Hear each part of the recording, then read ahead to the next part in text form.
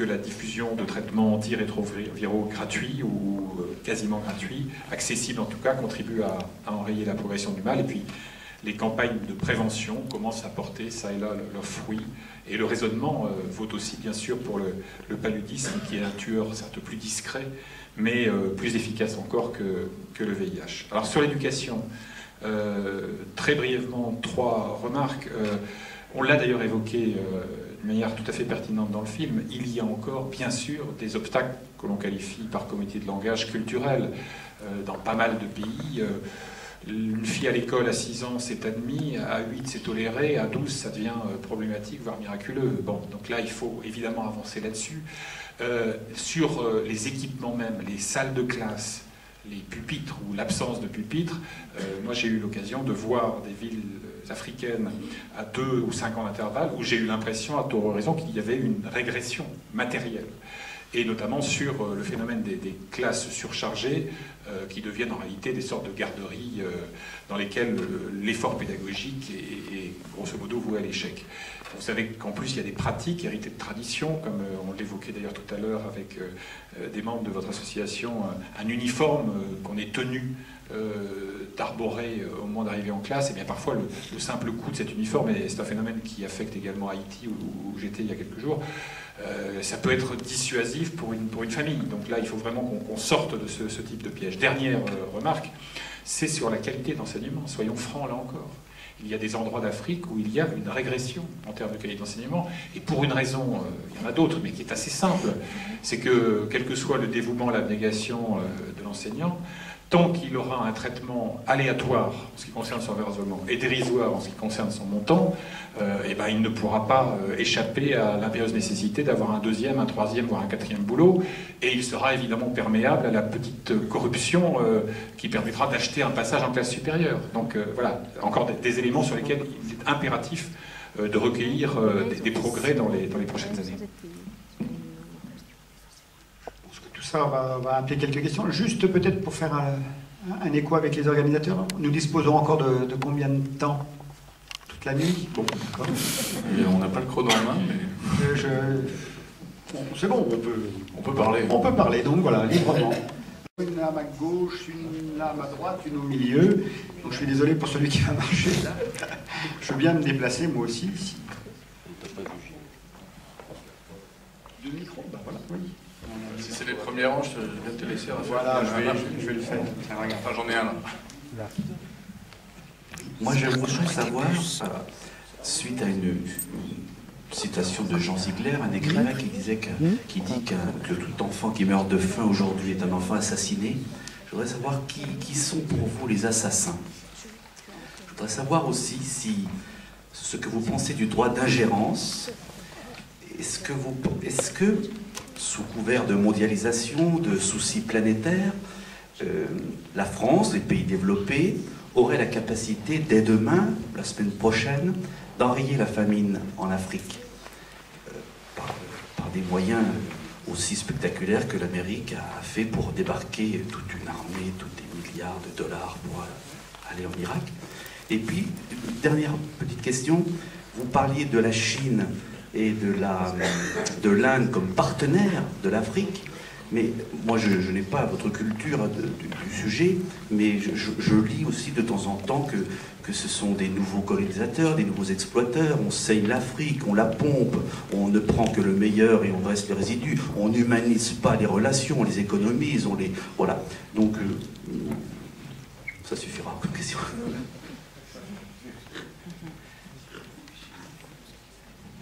Bon, je vais commencer par la dernière question, il y en a 3. Oui, c'est évident que, à mon avis, les nouveaux partenaires comme la Chine, comme l'Inde, comme le Brésil ou d'autres offrent des opportunités importantes. Mais offrir des opportunités, ça ne veut pas dire qu'elles soient véritablement saisies.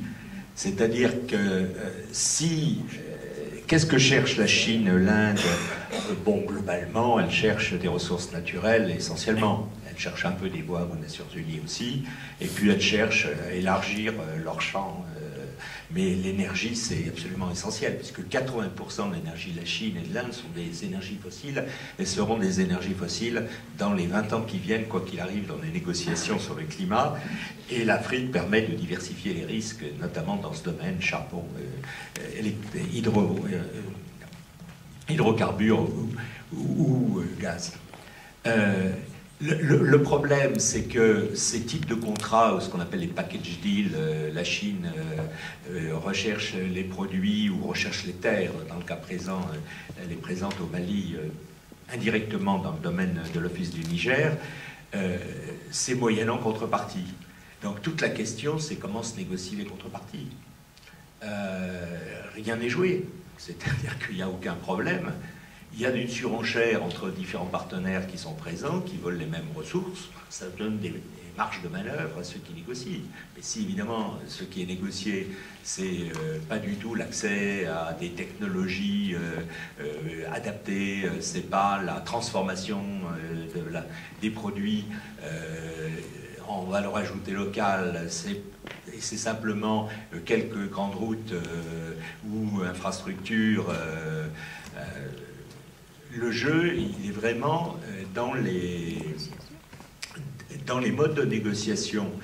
Donc, je crois qu'il faut voir les opportunités. Les pays comme la Chine et l'Inde offrent d'énormes opportunités à l'Afrique, parce qu'ils ont des technologies beaucoup plus adaptées, qui sont beaucoup moins chères et qui permettent de répondre à des besoins de populations à faible pouvoir d'achat. Mais ça sera saisi ou ça ne sera pas saisi. Mais il y a des opportunités, et je pense que ce jeu de concurrence est plutôt meilleur que le jeu de monopole qui a existé historiquement.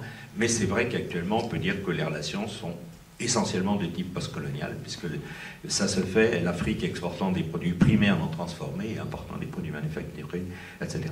Bon, sur la question d'ingérence, moi je serais comme très prudent sur la question alimentaire, parce que l'aide alimentaire d'urgence, oui, je crois que c'est une nécessité, c'est un moindre mal. Lorsque véritablement vous avez un drame, c'est vrai qu'il vaut mieux que cette aide puisse arriver aux populations les plus démunies.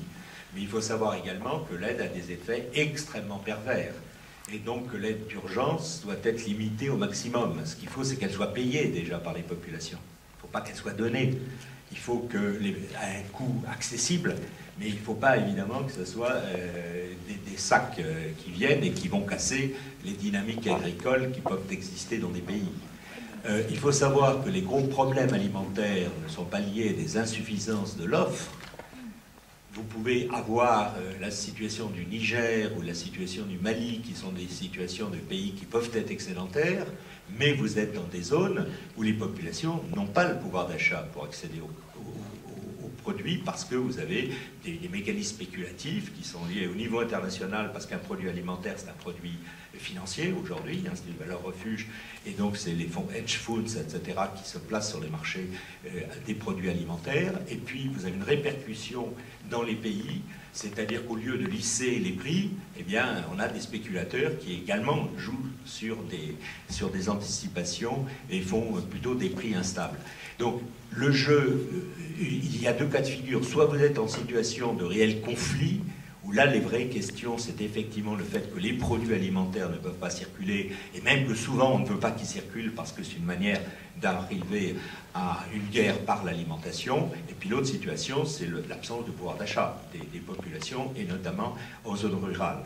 Alors, pour la question des assassins, je pense que c'est partagé, c'est-à-dire le fait que ce scandale, effectivement, d'un enfant qui meurt, c'est évidemment un scandale qu'on peut traiter, on peut parler d'assassin, mais je crois qu'à ce moment-là, ce qu'il faut bien voir, c'est toute la chaîne qui existe entre le niveau international et le niveau national, c'est-à-dire que l'on est dans une pluralité d'acteurs qui interviennent, et parfois qui le font volontairement. C'est également ce qu'il faut bien prendre en compte, c'est que dans certains cas, les questions de sous-alimentation ou les questions de très forte malnutrition, voire de disette et de famine, sont en partie voulues. Elles sont décidées. Et donc c'est un jeu qui renvoie aussi au champ du politique.